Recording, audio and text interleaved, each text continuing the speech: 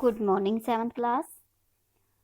अब तक की पिछली वीडियो में हमने लेसन नंबर 7 जिसका नाम है सदाचार्य यानी उत्तम आचरण यानी अच्छा व्यवहार, इसके शब्दार्थ किए थे। आज हम इस लेसन की इन लेसनों के श्लोक स्टार्ट कर रहे हैं। जिससे पहले मैं आपको उसका पाठ परिचय के बारे में बताना चाहती हूँ कि उसके पाठ में क्या बताया गया है।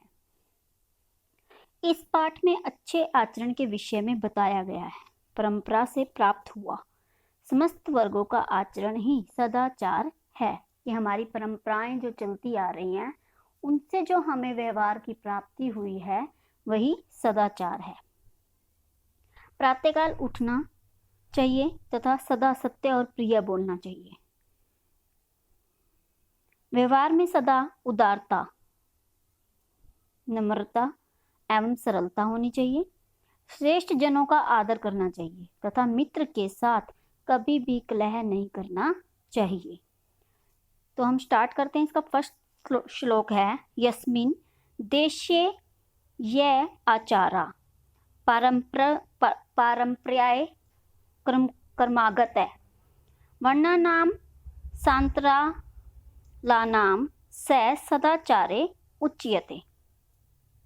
यस्मिन् देशे ये आचार्य परंपरा कर्मगात वर्णानां सांतरालानां से सदाचार्य उच्चतः। यस्मिन मैंने जिस, आचार्य मैंने व्यवहार,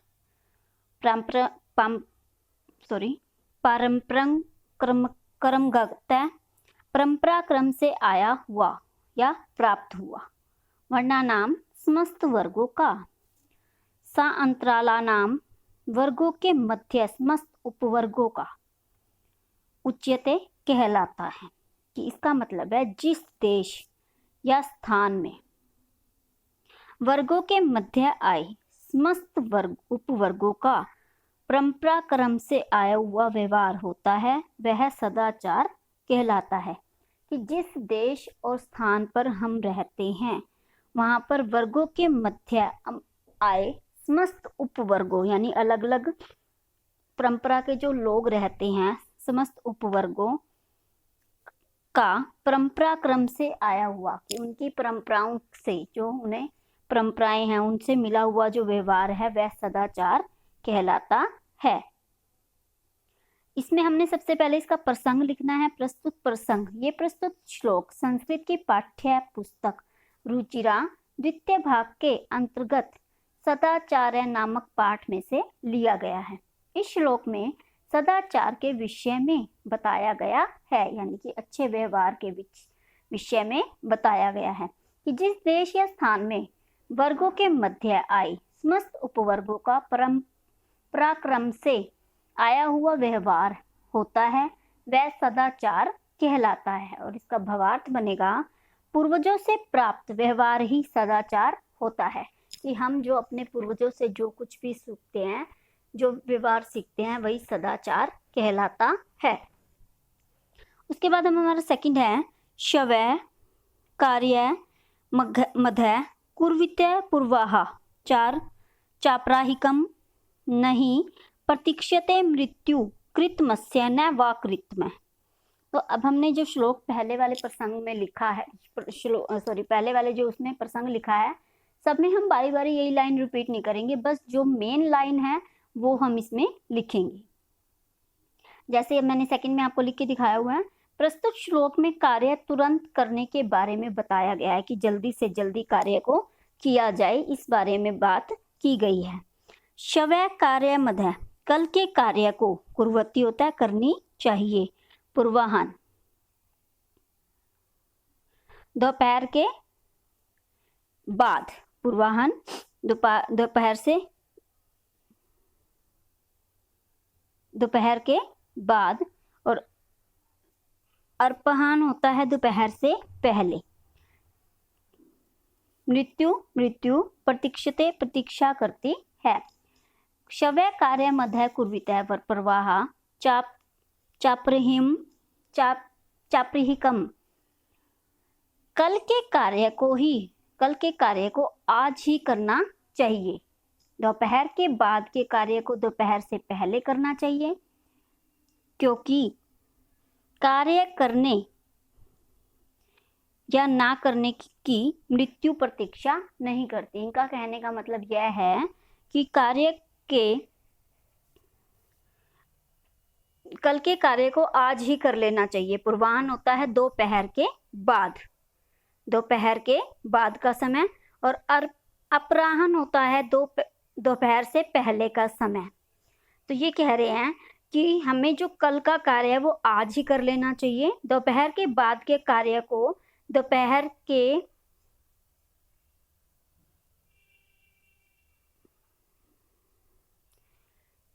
के बाद हमने अगर मान लो सोच रखा है कि हमने ये कार्य को दोपहर के बाद करेंगे, तो हमें वो कार्य दोपहर से पहले ही कर लेना चाहिए, क्योंकि इस कार्य को करने या ना करने की मृत्यु प्रतीक्षा नहीं करती, कि मौत तो कभी भी आ सकती है। इसलिए हमें अपने कार्य को साथ के साथ पूरे करता रहना चाहिए जितनी जल्दी हो सके।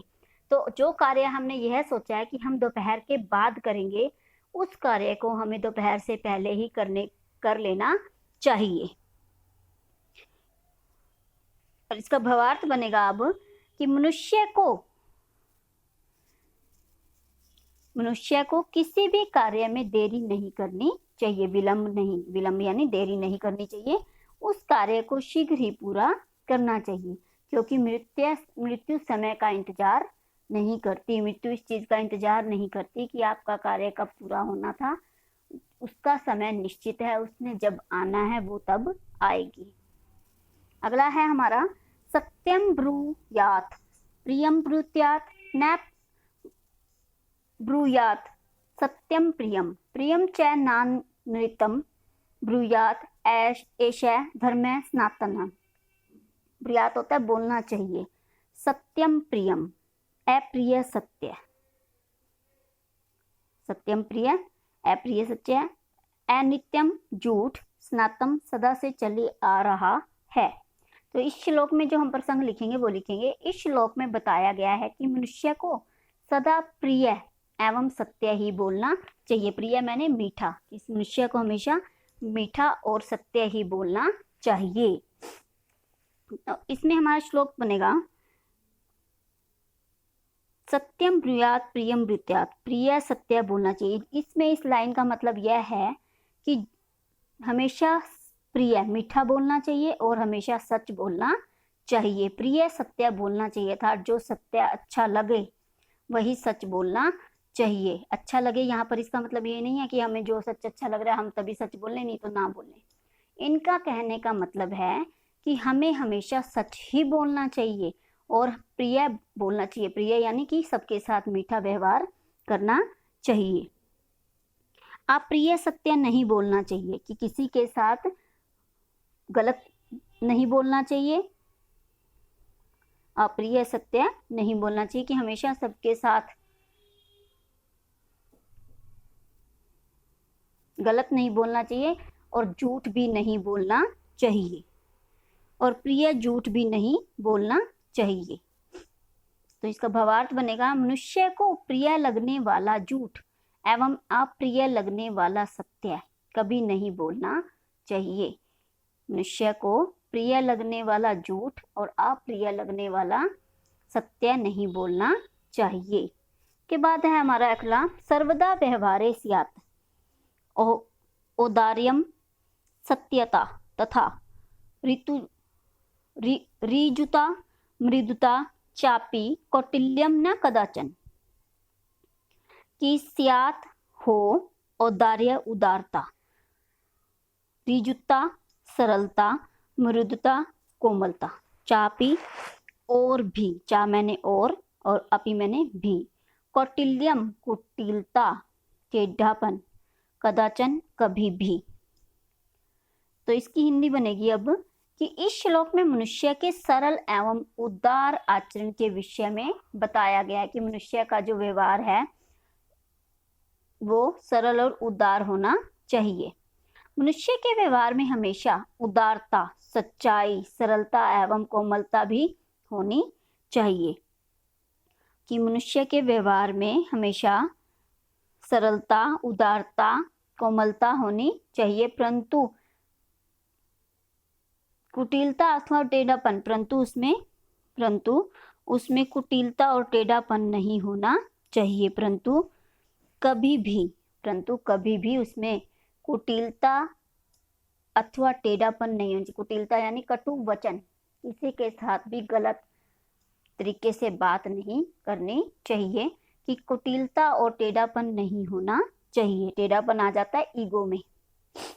उसके बाद भावार्थ बनेगा इसका, मनुष्य को सदा उदारतापूर्ण आचरण करना चाहिए। किसी के साथ भी कपटपूर्ण, यानी कि किसी के साथ भी हमें कपट नहीं करना चाहिए, यानी कि उसके साथ हमें धोखा नहीं करना चाहिए। धोखेपूर्ण व्यवहार कभी भी किसी के साथ नहीं करना चाहिए। उसके बाद हमारा आता है 5वां, श्रेष्ठम जन्म गुरुम चापि मात्रम पितरम तथा मनसा कर्मणा वाचा सेवेत सक्तम सदा। मनसा, मन से, वाचा, वाणी से, कर्मठा, कर्म से, सेवते, सेवा करनी चाहिए, सततः, निरंतर। इस श्लोक में अब हमें ये बताया गया कि ये प्रस्तुत श्लोक हमें पूज्य जनों की सेवा करने के बारे में बता रहा है। पूज्य जन यानी कि जो हमारे पूज्य हैं।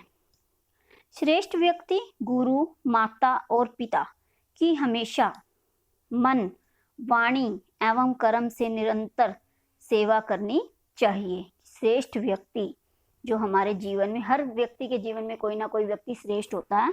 श्रेष्ठ व्यक्ति गुरु, माता और पिता की हमेशा मन, वाणी एवं कर्म से निरंतर सेवा करनी चाहिए। इसका भावार्थ बनेगा, अपने माता पिता एवं गुरुजनों की मन, वाणी एवं कर्म से की गई सेवा ही सबसे उत्तम सेवा मानी जाती है।